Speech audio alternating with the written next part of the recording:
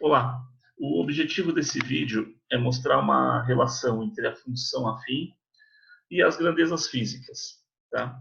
Então, é uma aplicações da função afim. E compreender melhor aí a questão dos coeficientes angulares e lineares da função afim. Essa aula eu montei pautado no artigo Grandezas Físicas para exemplificar a função afim, de Ricardo Avelar Sotomayor Caran. Bom, para começar, vamos pegar o seguinte exemplo. Imaginemos uma situação. Um carro encontra-se inicialmente na posição de 3 metros de uma trajetória retilínea e se desloca com velocidade constante de 4 metros por segundo. Primeira coisa é assim, nós vamos ter que entender o que significa dizer que a velocidade do carro é constante e sempre igual a 4 metros por segundo. Isso significa que a cada segundo que passa, o carro avança 4 metros. Como a velocidade é constante, esse é um padrão que vai ser mantido durante todo esse movimento. Tá? Bom, vamos ilustrar aqui. Então, no tempo zero, que é quando a gente começou o problema, eu já tinha a posição do veículo, ele estava na posição 3 metros. Passado 1 segundo, como a velocidade de 4 metros por segundo, ele vai avançar 4 metros. 1, 2, 3, 4, vem parar aqui no 7. Então, para o tempo igual a 1, a posição é de 7 metros. E para o tempo igual a 2, avança mais 4 metros, a posição dele é de 11 metros. E para o tempo igual a 3, avança mais 4 metros, e a posição dele é de 15 metros. E para o tempo igual a 4, só pensar da mesma forma. Ele já estava na posição 15, avança mais 4 metros, está na posição 19. E para o tempo igual a 5, posição 23. E para o tempo igual a 6, posição 27. Então, o tempo varia de 1 em 1 segundo, enquanto a posição varia de 4 em 4 metros. Bom, vamos analisar essa tabela aqui agora. A primeira parte da tabela eu já retirei do slide anterior. Então, até o tempo 6, tem a posição que o móvel ocupa. O tempo foi passando e minha pergunta é: como que eu posso fazer para calcular, determinar qual é a posição desse carro aos 15 segundos? E, generalizando, para qualquer tempo t, será que existe uma formulinha na qual eu aplique o tempo e eu tenho o resultado da posição? Vamos analisar. Então, para o tempo zero, a posição dele era 3. Ou seja, a posição para o tempo igual a zero era 3 mais 4 vezes zero. Por que esse mais 4 vezes zero? Porque são 4 metros por segundo e ele não andou nada de relação ao tempo. O tempo não passou. Então, 4 vezes zero. Para a posição 1, eu já tinha, para o tempo igual a 1, eu já tinha a posição inicial, que era de 3 metros, só que agora eu andei durante 1 segundo. Então, mais 4, que é a velocidade, vezes 1. E essa conta dá 7. Para o tempo igual a 2, 3 mais 4 vezes 2. Para o tempo igual a 3, 3 mais 4 vezes 3. Para o tempo igual a 4, 3 mais 4 vezes 4. Para o tempo igual a 5, 3 mais 4 vezes 5. Para o tempo igual a 6, 3 mais 4 vezes 6. Para o tempo igual a 15, 3 mais 4 vezes 15, que dá 63. Então, aos 15 segundos, esse móvel estava na posição 63. E para o tempo igual a t, ele tinha uma posição inicial 3, só que ele andou t segundos. Então, 3 mais 4 vezes t. Pronto. Temos uma função horária do espaço em função do tempo, lá da física. S é igual a S0 mais VT. S é igual à posição inicial, que é 3, mais a velocidade vezes o tempo. Isso é uma função afim. Né? Vamos analisar agora graficamente essa função afim. Então, aqui eu fiz um plano cartesiano, onde eu tenho o tempo no eixo x, em segundos, e a posição no eixo y, em metros. Então, para o tempo 0, a posição é 3. Para o tempo 1, a posição é 7. Para o tempo 2, a posição é 11. Para o tempo 3, a posição é 15. E assim sucessivamente. Os pontos ficaram alinhados, nós temos uma reta. Essa reta é o gráfico da função S de t é igual a 3 mais 4t. Então, se eu quero determinar qualquer posição do móvel no tempo t, substituo nessa fórmula, encontro, e com certeza o par ordenado tempo, espaço, vai estar aqui dentro. Bom, vamos analisar agora mais a fundo esse gráfico. Notemos que a cada 1 segundo que passa, aqui, o móvel avança 4 metros. A cada 1 que passa, o móvel avança 4 metros. A cada 1 que passa, o móvel avança 4 metros. E nós temos uma inclinação de uma reta, né? E nós temos, então, um ângulo aqui que determina a inclinação dessa reta. Esse 4, nesse triângulo aqui que eu estou destacando para vocês, deixa eu usar a caneta do próprio PowerPoint. Então, nesse triângulo que eu estou destacando aqui para vocês, nós temos um ângulo reto, então é um triângulo retângulo, e nós temos o 4 como sendo um cateto oposto a um determinado ângulo aqui, que eu vou chamar de ângulo alfa, e 1 é um cateto adjacente a esse alfa. A relação matemática que usa cateto oposto e cateto adjacente é a tangente. Então, a tangente do alfa é 4 dividido por 1. Eu poderia ter feito isso num triângulo maior. Então, aqui, por exemplo, eu tenho 8 de deslocamento e tenho 2 de tempo. A tangente do ângulo continua sendo a mesma, porque vai ser o cateto oposto, que é o 8, dividido pelo cateto adjacente, que é o 2. Continua dando o valor do 4. Eu poderia ter feito nesse triângulo maior. Seria 12 por 3. E, de novo, 12 dividido por 3 é 4.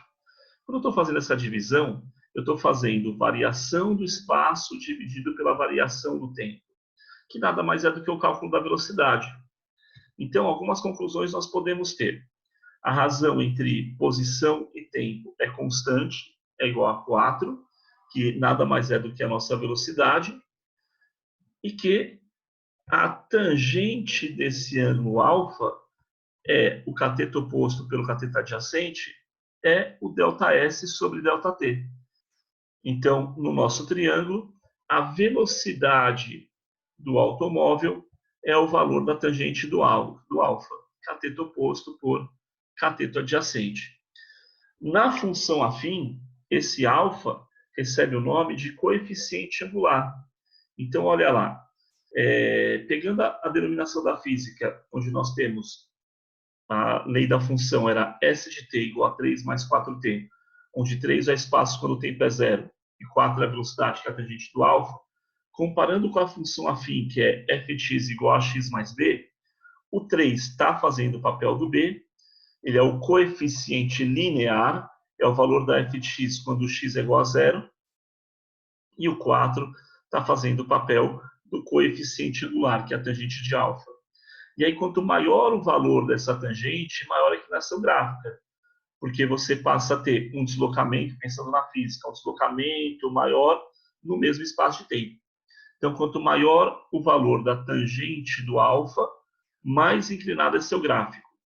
Nós podemos ter um gráfico inclinado para baixo? Claro, sem problema nenhum. Aí nosso coeficiente angular é negativo. Tá? Vamos pegar um outro exemplo aqui, a lei de Hooke, que trata de corpos elásticos. São aqueles que, ao serem deformados, tendem a retornar à forma inicial. Um exemplo ali, um garotinho brincando com elástico para jogar papel e uma mola de uma suspensão de um carro. Tá? Então, vamos pegar a mola como exemplo e a gente sabe que até certo limite, que nós chamamos de limite elástico, a deformação sofrida pela mola é proporcional à força aplicada nela. Isso quer dizer que aqui em cima eu tenho a mesma mola pendurada, presa no teto, em 4 situações distintas. E aqui do lado eu tenho uma regrinha graduada, tá bom? Então eu pego nossa primeira mola e não ponho peso nenhum. Então eu sei que o tamanho dela inicial é de 20 centímetros. Na segunda mola eu coloco um peso de 100 newtons e ela se alonga. Então ela sai de um tamanho de 20 centímetros e vai de um tamanho de 30 centímetros. Ou seja, com 100 newtons, ela deslocou 10 centímetros. Ela desceu aqui 10 centímetros. Agora, lá na outra mola, eu vou pôr um peso de 200 newtons. Bom, se a lei de Hooke diz que essas deformações são proporcionais, então essa mola vai ter que descer o dobro de 10 centímetros. Ela vai descer 20 centímetros. Então, se a anterior desceu 10, se eu dobrei o valor do peso que eu tenho pendurado na mola, que são agora 200 newtons, eu dobro esse deslocamento da mola. Então, aqui foram 10, aqui são 20 centímetros. E na terceira mola eu ponho o peso de 300 newtons, seguindo a lei de Hooke. Ela vai se deformar 3 vezes os 10 centímetros. Ela vai se deformar 30 centímetros. Por quê? Porque essa proporção tem que ser sempre a mesma. Então, pondo isso numa tabela, nós temos o seguinte. Quando a força era de 100 newtons, a deformação foi de 10 centímetros. Quando a força era de 200 newtons, a deformação foi de 20 centímetros. Quando a força foi de 300 newtons, a deformação foi de 30 centímetros. Se eu tivesse uma força de 400 newtons, a deformação seria 40 centímetros. Notem que, se eu pego o valor da força e divido pela deslocação, pelo deslocamento, deformação, no caso, 100 dividido por 10, 200 por 20, 300 por 30, 400 por 40, assim como eu estou mostrando aqui embaixo, isso dá sempre 10. Mas 10 o quê? 10 newtons, porque é força, por centímetro. Isso quer dizer o seguinte, que a cada 10 newtons aplicado nessa mola, ela vai deformar 1 centímetro. Isso nós chamamos de constante elástica. Então, para essa mola que eu dei como exemplo, a constante elástica dela é de 10 newtons por centímetros. Bom, então nós acabamos de ver que força dividido por x dá uma certa constante. Multiplicando em cruz essa equação, então fazendo F vezes 1 e x vezes k, nós temos que a força é o valor da constante vezes x. Notem que isso também é uma função afim, né? Uma função de primeiro grau, onde o k, que é a constante elástica, é o nosso coeficiente angular, e como não aparece nenhum termo aqui independente, nós não temos o coeficiente linear, ele vale zero. Então agora a f de x é simplesmente igual a ax. Essa é uma função afim específica, é uma função linear. Uma função afim é chamada de linear quando o seu coeficiente b é zero. Qual que é a característica gráfica dela? Ela sempre passa pela origem do plano cartesiano. Tá? Eu vou fazer um exemplo aqui de uma função linear.